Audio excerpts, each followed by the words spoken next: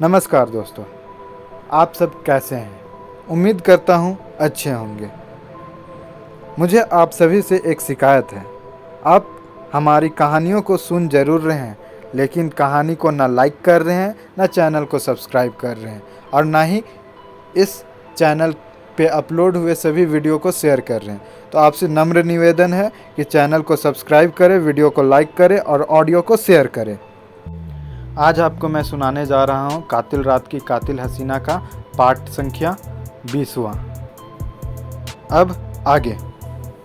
मैंने नमिता के गालों को थपथपाया। उसके जिस्म में गर्मी मौजूद थी।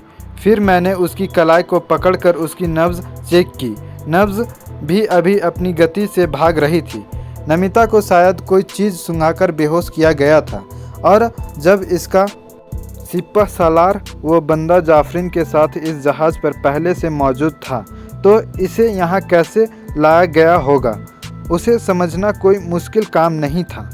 मैंने टॉर्च की रोशनी में ही इधर उधर पानी की तलाश की, लेकिन उस सुनसान जगह में मुझे कुछ ऐसा नज़र नहीं आया जो मैं नमिता के चेहरे पर डालकर उसे बेहोश से होश में ला पाता।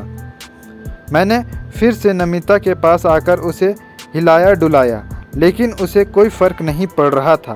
वो ऐसे ही बेसुध पड़ी थी।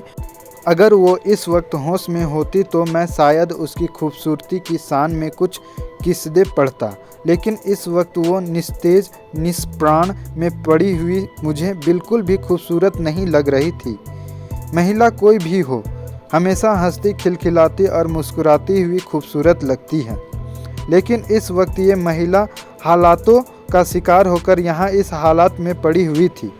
इस जहाज़ पर मुझे जिन लोगों के होने का रत्ती भर भी अंदेशा नहीं था, वे लोग यहाँ पर अचानक से सामने आ रहे हैं।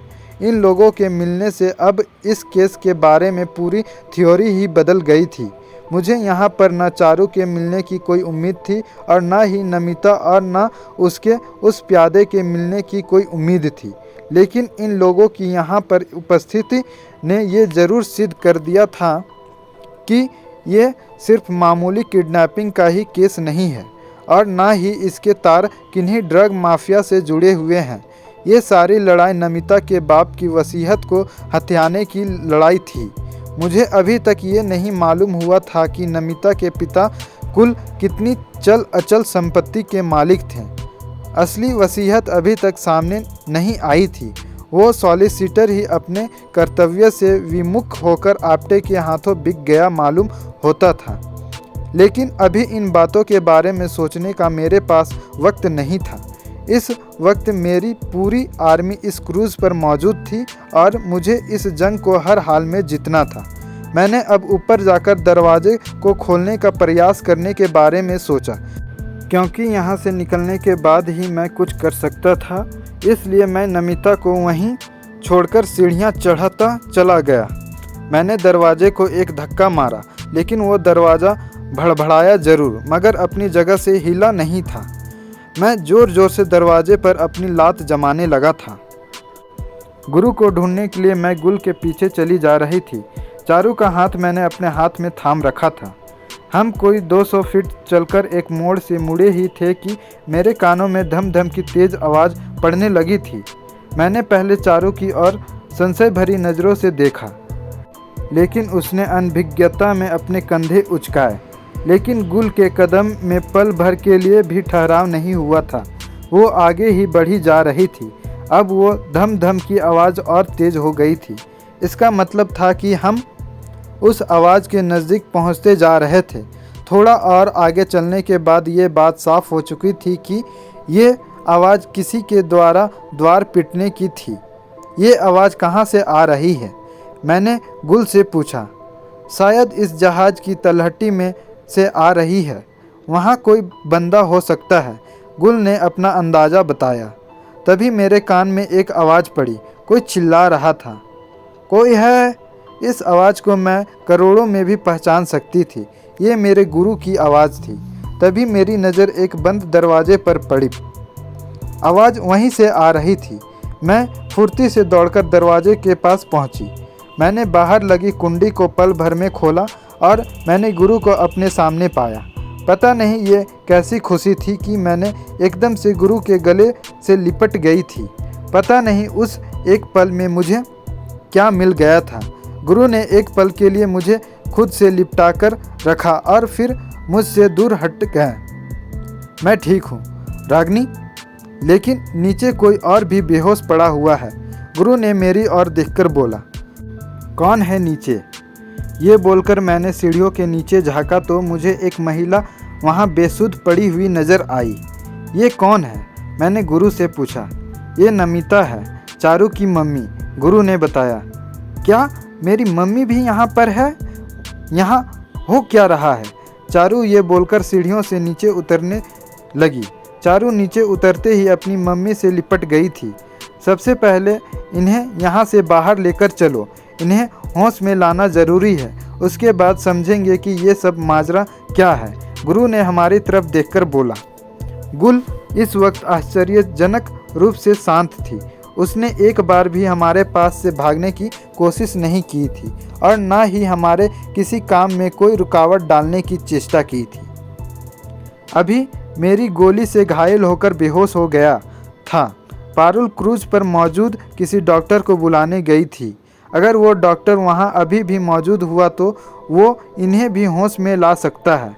मैंने गुरु को बोला, जल्दी से मेरी मम्मी को डॉक्टर के पास ले चलो, इन्हें बचा लो।